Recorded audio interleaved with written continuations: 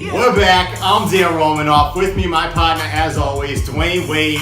We got a great one for you today. The new power rankings are out. Who's number one, and do we agree with it? Also, one team did a total revamp to look like another. Is it going to pay off? Tom Chonicle last year was tweeted by Tim Tebow, but has he been upstaged? And we got possibly the best apology in the history of sports. And no, we're not talking about Cam Newton. Dwayne? What's happening, everybody? It's week 5. It's crazy up in here. Yeah, baby. It's your weekly OTL.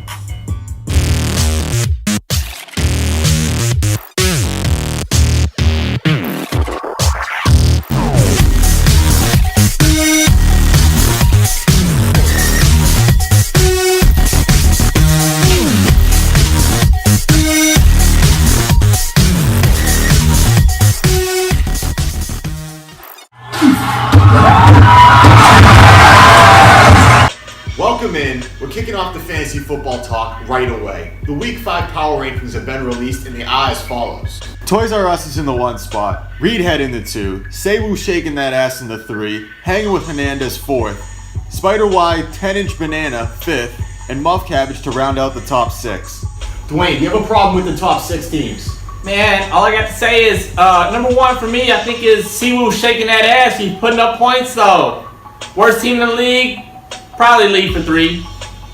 The bottom of the list right now is Tom Chonicle. And the one team that you do want to look out for here is Will Fork on first date, who's still sitting in the number 8 spot, but has the last 2 weeks scoring 90-plus points. Personally, I don't have a problem with Toys R Us being number 1, even though his record is not exactly up to par with his current power rankings. True. Moving on, we started this week with owner Alex Lee drinking natties on the boat looking like a pro. But a pro is not 0-4. So when he was done partying, he kicked aside the natties and got to work revamping his team to look like Reedhead. He's got the number 1 offense here in the OTL. Not scoring, but efficiency. And so Lee has decided to trade away almost his entire team to make himself look and run the 1-3-1 just like Reedhead runs his team. Tell me, is this going to be an effective format for making up losses here in the OTL? I don't know. Only time will tell, man. But he ain't winning games, so you got to do something. I mean, productivity, you can't just invent. Reedhead has had 20-plus points from 2 players every single week this year. And just because you mirror somebody else doesn't mean you're going to be doing the same thing as them. But hey, like you said, Dwayne, at least he's trying. Yeah. Continuing on here in the OTL, we're playing a game we're calling Fame or Shame. I'm going to list a number of topics going on in the OTL. Dwayne is telling me if you're going to get fame or shame from them. First one coming to you, Dirty D starting Russell Wilson for the 4th time. Even though he hasn't got a win yet this year, he had an impressive week last year, but that doesn't mean he's going to get the W. What do you think? You're getting fame or shame for starting Russell Wilson this week? I think it's fame, baby. I think it's going to be fame too. You can only fail so long with a good system. Moving on, we got benching Baldwin. Will Fork on first date is benching Doug Baldwin, even though we traded for him just 2 weeks ago, and he's put up over 90 points in the last 2 weeks with him in the lineup. You see fame or shame coming from benching Baldwin? It's your best receiver, man. It's shame, dog. I think that's shame too. I think we're going to see a big week here out of Baldwin, and then Will Fork on first date is going to have to put him back in the lineup going into week 6. Moving on, last week, Joseph Bentz said that he was going with Marquise Lee to make a big difference instead of LeGarrette Blount, and it blew up in his face. He did get the W, but we didn't see any fame coming out of that move.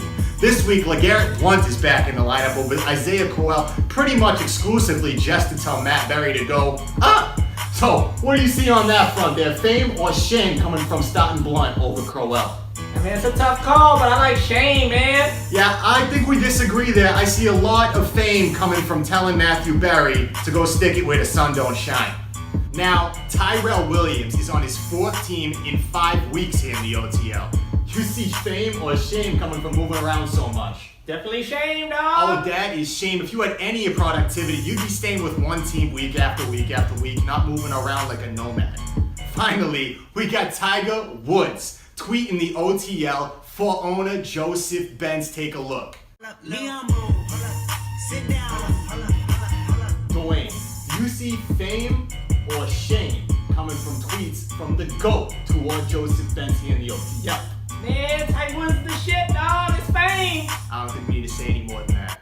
Finally this week, We had possibly the best apology by any athlete. Did you see it? Yeah, I saw it, man. It was great.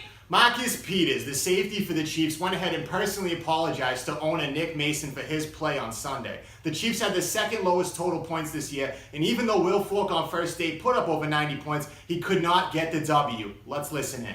You know how much they were trying to attack and go at you tonight? Man, hell no, they wasn't attacking me. I killed my damn self. You feel me? I should have kept backpedaling on that first touchdown. You feel me? Got a little push in the back, but shit, it's the game of football. You feel me? I came out and I was hella weak today. You feel me? I gave up 2 tugs. But shit, we came out with the victory, so I'm gonna take it as a learning experience. You feel me? We gonna chalk it up and go in the meeting room, and then you feel me? Kick back, chill, and relax. And you caused that fumble at the end of the game. Of course, and Justin got that for the touchdown. How do you feel about that? That made my game go from hella weak to weak. You feel me? So I ain't hella weak. I'm just weak this week. Next week I'll get back on my shit though. So yeah. Oh, you know what happened? I'm finna go get loaded. What'd you think of that apology? Oh, man, it sounded really sincere, man, because, anytime you're getting loaded, you sorry. I'd agree with that. I would definitely agree with that. We'll go into the machine. It's Dwayne's Precise Picks to close out the show. We'll be right back. Dwayne's Precise Picks is brought to you by Red Bull. Get some before Tom drinks it all. Welcome back, everybody. This is Dwayne's Precise Picks, chilling with the machine, and this is brought to you by Red Bull. Hey, first game, dog. Will Fork on first date versus I lose picking up dudes. I got Will Fork on first date. Second game. Hanging with Hernandez versus Team Reedhead. Reedhead, third game. Team Muff Cabbage versus Team Natties on the Boat. Come first win of the year. Natty's on the boat. Game 4. Team Dirty D versus Everywhere All the Time. Give me everywhere all the time. Game 5. Toys R Us versus Sandusky Tight Ends. Toys R Us. Game 6. Team Siwoo Shaking That Ass versus Spider Y 10-inch Banana. Siwoo shaking that ass. And that's your picks for week 5, dog. I hope I'm right. Dan, what's happening? Dwayne, I guarantee you're gonna be right, kid.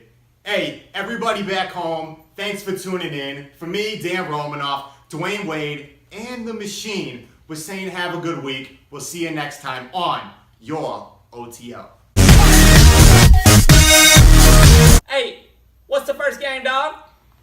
Will Fork on first date versus I lose picking up dudes. Sorry.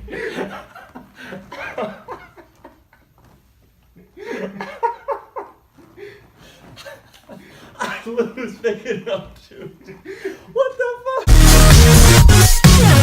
See, cause we're a dream, I'ma need a summer rain. If you got a beef, I turn your ass to smell the rain.